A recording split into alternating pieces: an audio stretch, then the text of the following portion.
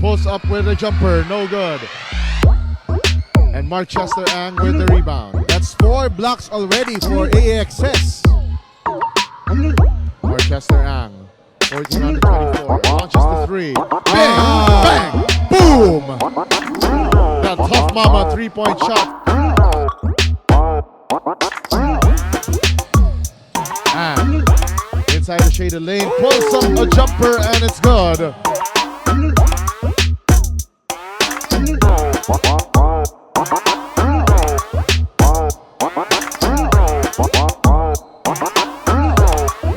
Out of 2, and that ends our quarter. Wait, wow, wait, hold on. Defending 40 up division champions AXS. So far, AXS in good stead of this team winning as they employ his own defense.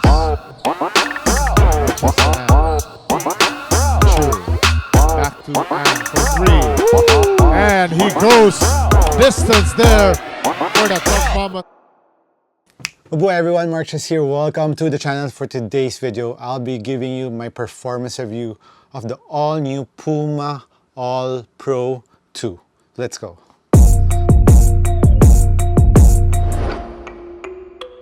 Guys, right in front of me is the all-new All Pro 2, and if you've been following this channel, you know that I really like the All Pro 1. I actually have 2 pairs. One is the Puma colorway, which I still really like because it has the like a high fashion colorway to it. So those performed really well. So it's been quite some time before they released the All Pro 2, and luckily I was able to cop this here in the Philippines. They're available, but in just this colorway. This colorway is the Scoot Henderson colorway, which he is now playing for Portland Trail Blazers. He's a rookie and he has the number 00 here. So let's show it here in the other camera. So 00, its number. So I think the color is, of course, Portland's color with some hints of blue here. And also the ODD, if you're wondering what's that, ODD is actually his new motto, which is overly determined to dominate. So sounds really good. And actually this colorway also reminds me of a sports car or a race car because of those checkered detail in the inner lining of the sneaker. You can see it here. And this one also has like an undefeated logo here, which is the 5 points and checkered on the inner lining, and also here in the heel, which has like the Formula 1 logo, which is really dope. Of course, the Puma logo there. I actually like the colorway of this one. So it also says All Pro here on this side, and even the Puma logo is made out of that checkered detail. So I think it also is about Formula 1. Correct me if I'm mistaken. And also on the lace loops, there's number 0 here, if you can see it here. And it comes with 2 laces for this one, the solid blue, and I changed it to the red and with some detail of the blue inside because for me it looks better in my opinion. So let's talk about performance of this sneaker. The upper of the sneaker is actually different from the first version because that had the Matrix Pro upper, which I really like because even though it was really thin, the fabric was really thin, but it was really strong. I like that, but they changed it up here in the 2, which has a felt material in this side. So I'm not too mad about it, but the Matrix Pro felt a bit better in my opinion because it was able to shape my foot better when I was tying my laces. And with this material, it feels a little bit more crispy and it doesn't conform that much to my foot, even though when I was cranking up my laces.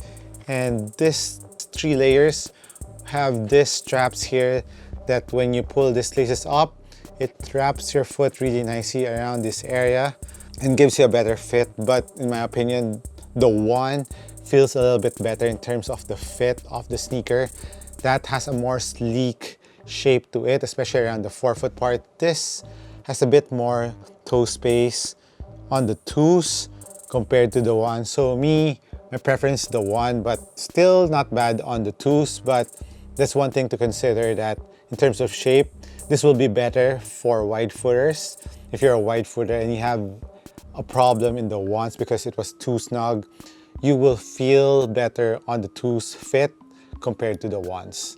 And then underneath the felt material is a screen mesh, which has really good ventilation. So it moves from this forefoot part going to the side part of the sneaker, which adds ventilation.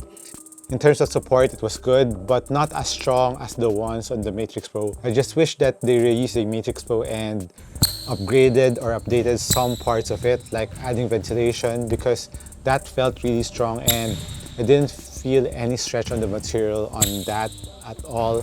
But this one has a bit more stretch to it. Especially the logo is quite thin, and on this lateral part, there's not much sidewall protecting your lateral movements on the twos, but it's still pretty good, but not excellent in my opinion. So that material goes from the forefoot to the heel, and on the heel, like I've said, this checkered material is made out of synthetic leather. So that's just for aesthetics. And there's a heel cup that cups until this part, so it's pretty long. And also the foam goes up and cages your foot in the heel. So heel containment is good on the All Pro, but one thing that I noticed is the cupping of the heel here compared to the one. The one feels a little bit tighter around this area. This has more room around the ankle, but there's enough Achilles padding here and heel padding to wrap around your heel, but there's a little bit more space. So it's not really that snug around my heel comparing to the ones, but still good. But like I said, the ones I think has a better fit in terms of the upper for my foot. I'm a regular footer, but maybe if you have a wide foot, this will feel better. The tongue has very nice padding. It's pretty wide, so it's very comfortable on your foot when you're tying up the laces. You won't feel any discomfort of the tongue. As for the insole, it comes with a traditional Ortholite insole, but it's thicker compared to those counterparts from Nike. But what I actually like about it is the strobo that they use here. If you can see it from this angle, it has some foam here before the board, so it adds comfort or plushness below your foot. But still, there's a board in between the foam and the nitro-injected foam, which is the midsole. So going to the midsole, this is made out of nitro-injected foam, and it really reminds me, or it's the same material used in the AG1, which I really like. The foam on the AG1 was really nice. It was really bouncy. It was light. It's the same material, I think, that they use it here. Although, in terms of appearance, it doesn't look nice because it looks like a styrofoam from a close-up. If you can see the details, so it's kind of translucent. You can see the material kind of peeking through that foam, which is the red upper. So it kind of looks like reddish here. So it doesn't look nice, but in terms of performance, it's really, really bouncy for a foam. The nitro-injected foam that they use here is light and bouncy at the same time. And it has a lot of impact protection. So this one doesn't feel that close to the ground compared to the ones, but it's okay. It's not too high. It's just the right amount. And I like it. I like the heel-to-toe transition of the foam of the All Pro 2. It has a very nice bounce, especially in the forefoot. And also this plastic TPU plate in the middle also helps out in the spring back of the nitro-injected foam, which I think helps out a lot, and also for torsional support. Now let's move on to the traction of the All Pro 2. The All Pro 2's traction pattern, the forefoot, looks like on the ones, which is just checkered, but around the heel, it has this kind of concave pattern, which is, I think it's pretty much okay. So in terms of their traction, it was gripping really nicely on the wooden floor.